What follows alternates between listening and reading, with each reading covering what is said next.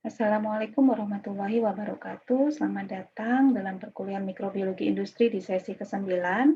Pada sesi ini kita akan membahas tentang industri vaksin dan biofarmasetika. Kemampuan akhir yang diharapkan dari kalian setelah melaksanakan perkuliahan kali ini adalah kalian dapat menjelaskan mengenai vaksin dan biofarmasetika, dapat menjelaskan teknologi yang digunakan dalam produksi vaksin dan biofarmasetika menggunakan mikroba, dan juga menjelaskan langkah-langkah dalam produksi vaksin maupun komponen dalam pembuatan vaksin dan biofarmasetika.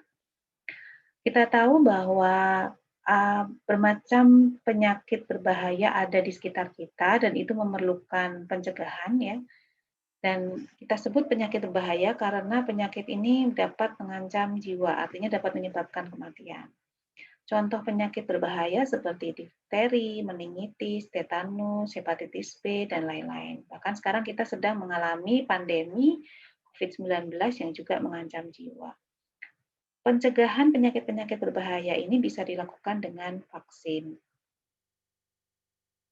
Nah, ini adalah gambaran kebutuhan vaksin dalam tahunan maupun dalam jumlah perputaran uang yang terjadi di dalamnya. Ya. Di sini dibedakan menjadi 3 jenis vaksin, ada inovator, tradisional maupun targeted. Kalau inovator itu vaksin yang dengan teknologi terbaru. Kemudian tradisional adalah vaksin yang kita kenal yang ada di sekitar kita. Sedangkan yang targeted adalah vaksin-vaksin yang diberikan kepada daerah yang mengalami epidemi atau mengalami kejadian luar biasa. Di sini ada dosis dari vaksin yang berputar setiap tahunnya. Kita lihat nilainya sampai triliunan. Ya. Jadi setiap vaksin ini ternyata kebutuhannya cukup tinggi. Kemudian nilai uang yang berputar di dalamnya juga cukup banyak, gitu ya. Jadi seperti dari daftar ini kita tahu bahwa kebutuhan vaksin itu cukup tinggi. Ini adalah nama-nama produsen vaksin di seluruh dunia ya, walaupun tidak semuanya, tetapi ini adalah vaksin produsen-produsen yang menghasilkan vaksin dengan jumlah yang cukup banyak. Ada satu nama yang kita kenal di sini, yaitu Bio Farma, salah satu bukan salah satu ya, satu-satunya produsen vaksin di Indonesia, vaksin manusia maksud saya.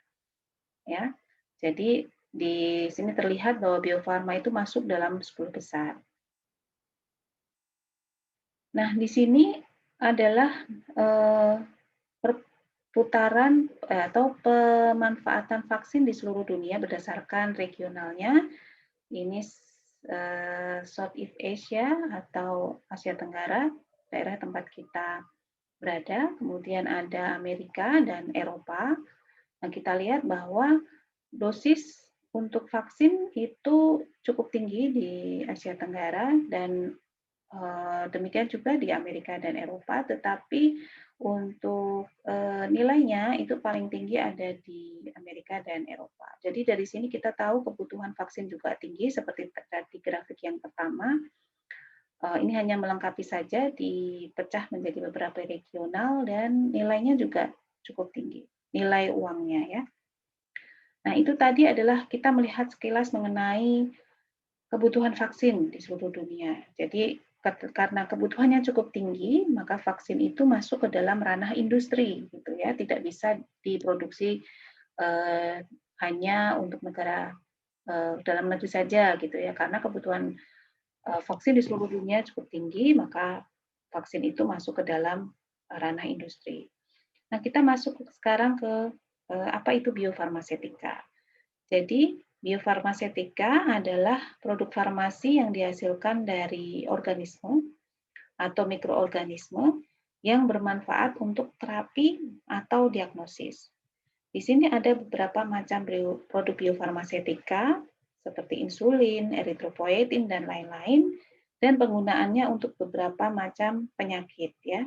Dan ini adalah nama-nama produsen yang menghasilkan produk biofarmasetika dan kita lihat di sini adalah nama-nama produsen besar. Nah, kebutuhan biofarmasetika itu cukup tinggi. Saya ambil satu contoh, misalkan kebutuhan terapi terhadap kanker melanoma. Di sini ada beberapa pilihan terapi, mulai dari kemoterapi, imunoterapi, terapi tertarget, dan terapi radiasi. Ya.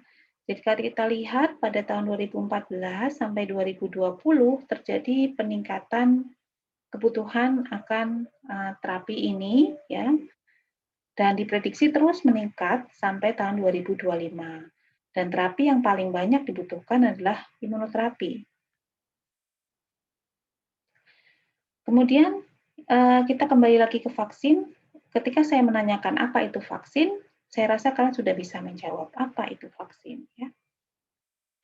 Nah, berbagai pendekatan vaksin yang bisa dilakukan adalah dengan menggunakan bakteri atau virus yang hidup tapi dilemahkan, bakteri atau virus yang dimatikan, antigen dari mikroba, racun dari bakteri tersebut, struktur virus utuh tanpa material genetik. Nah, itu adalah beberapa metode vaksin yang kita kenal sekarang ini yang dipasarkan. Tetapi sekarang juga ada beberapa pengembangan metode vaksin seperti menggunakan vektor bakteri atau virus atau menggunakan DNA bakteri atau virus. Dan bahkan sekarang sudah ada juga teknologi pengembangan vaksin dari RNA virus, ya. Seperti contohnya vaksin salah satu pengembangan vaksin COVID-19. Kemudian di sini ada tahapan dalam produksi vaksin, mulai dari penelitian atau eksploratory, ketika berhasil kemudian masuk ke uji preklinis, di sini dilakukan uji coba dengan hewan coba. Ketika hasil uji coba cukup bagus, artinya bisa memberikan proteksi dan menimbulkan respon imun, maka dilanjutkan ke uji klinis menggunakan manusia. Ketika hasilnya bagus, dilakukan pendaftaran pada Badan POM atau WHO, POM dan WHO.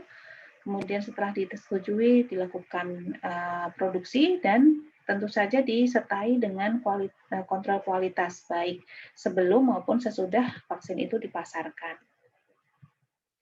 Jadi durasi waktu yang diperlukan untuk produksi vaksin itu sebenarnya cukup panjang, mulai dari mengidentifikasi vaksin ya, mulai dari research, kemudian di sini mengidentifikasi antigen, menghasilkan antigen, sampai ke uji preklinis dan memasuki fase 1 itu masuk dalam ranah research ya.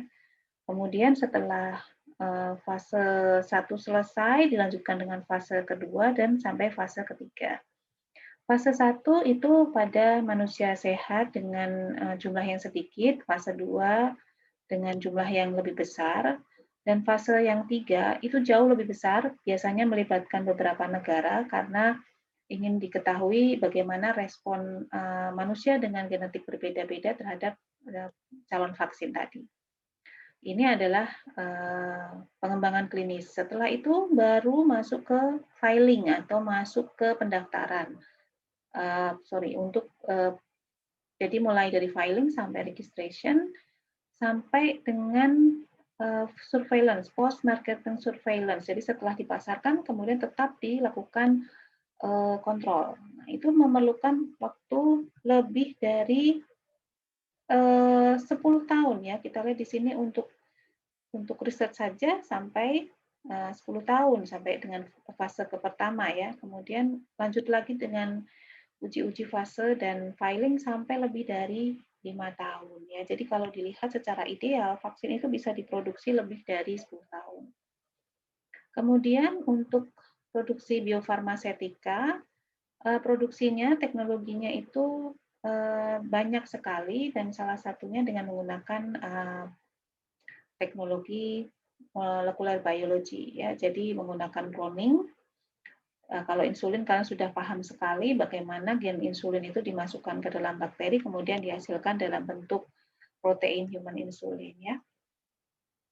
Nah, pembentukan antibodi monoklonal seperti pernah kalian pelajari itu dari fusi sel antara spleen cell atau limpanya dari tikus, spleen cell dari tikus digabungkan dengan sel mieloma sehingga dari penggabungan ini menghasilkan antibodi yang bermacam-macam dan itu bersifat monoklonal karena di sini ada beberapa hasil fusi.